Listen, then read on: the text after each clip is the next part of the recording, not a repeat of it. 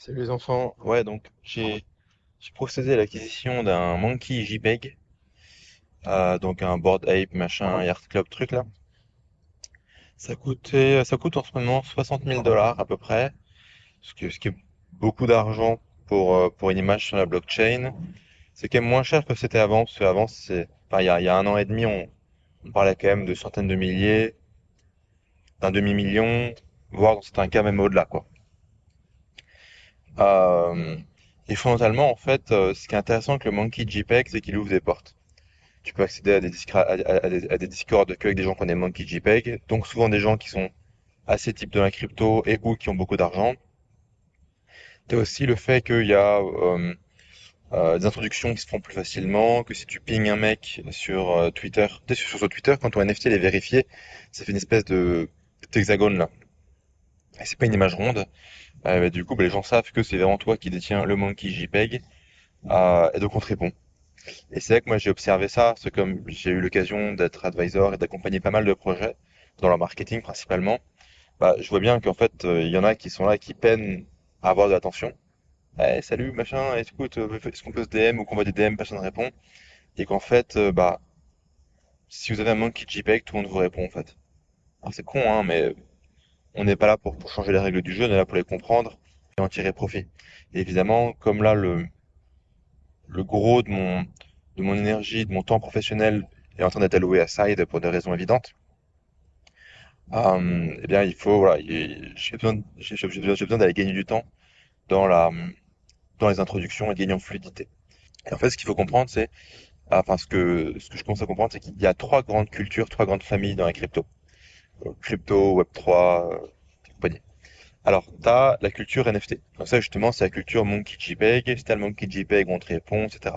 C'est du Discord, c'est des gens obnubilés par le floor price des roadmaps à laquelle personne ne croit, mais qu'on va leverager, on va dire, contre les founders si le floor y baisse, quoi.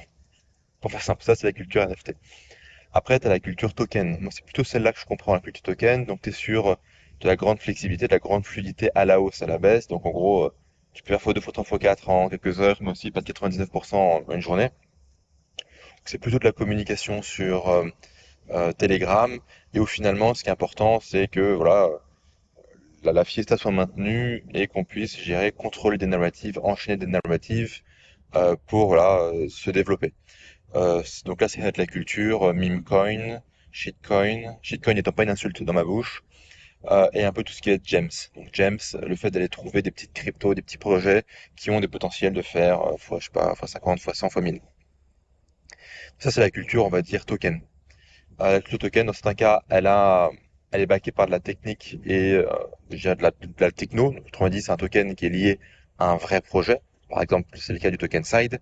Dans d'autres cas, c'est juste purement des tokens, on va dire, d'expérimentation et de dynamique psychosociale, genre du meme coin. Donc ça, c'est la deuxième culture. Dans cette deuxième culture, le monkey JPEG, il est pas si important que ça. C'est vraiment dans la culture NFT que le monkey JPEG, il est balèze. Enfin, la troisième culture, c'est la culture des plateformes, des mecs qui créent des vrais technos. Donc là, c'est une culture qui est beaucoup plus technique, beaucoup plus fermée, beaucoup plus insider, beaucoup plus chiante, beaucoup plus arrogante. Ce qui, en fait, n'est pas grave, hein, c'est juste les caractéristiques de cette culture. Donc ça, c'est les mecs qui vont faire des AAV, qui vont faire des curves, qui vont faire des DEX, qui vont faire des layer 1, layer 2, qui vont faire des, je sais pas, des bridges, des trucs comme ça, quoi. Donc là, c'est une culture beaucoup plus technique, et qui paradoxalement a beaucoup de mépris pour la culture, on va dire, token, même si eux, dans certains cas, ont des tokens. Alors, ce qui est paradoxal, c'est que finalement, s'il y a personne qui crée des tokens sur leurs infrastructures, bah, leur infrastructure servirait à rien. Mais allez savoir pourquoi. Ils sont très fiers de leurs infrastructures, et ils ont beaucoup de mépris pour les gens qui les utilisent. C'est comme ça. Encore une fois, c'est pas bien, c'est pas mal, on s'en fout, on est juste là pour comprendre et naviguer là-dedans. Donc ça, c'est la culture plateforme, techno, etc. Donc la culture plateforme techno, je commence plutôt à bien la piger. Voilà. Donc aujourd'hui, on va dire la culture token, j'ai pigé. La culture plateforme, bah, comme maintenant, bah, je bosse surtout sur site et qu'après ça m'arrive de consulter à droite à gauche pour des projets qui sont techno, parce que je veux que bosser avec de la techno, parce que je veux des trucs qui peuvent durer dans le temps, vous voyez, qui peuvent être portés par des développements techniques. Euh, donc culture techno, je comprends. Et du coup, ce qui me manquait vraiment, c'est la culture, on va dire NFT, d'où l'acquisition du Monkey JPEG pour aller beaucoup plus deep là-dedans. Donc trois cultures et un Monkey JPEG là-dedans. et on va espérer que ce Monkey JPEG bah, ouvre des portes et se valorise dans le temps. Voilà, c'est pour la science.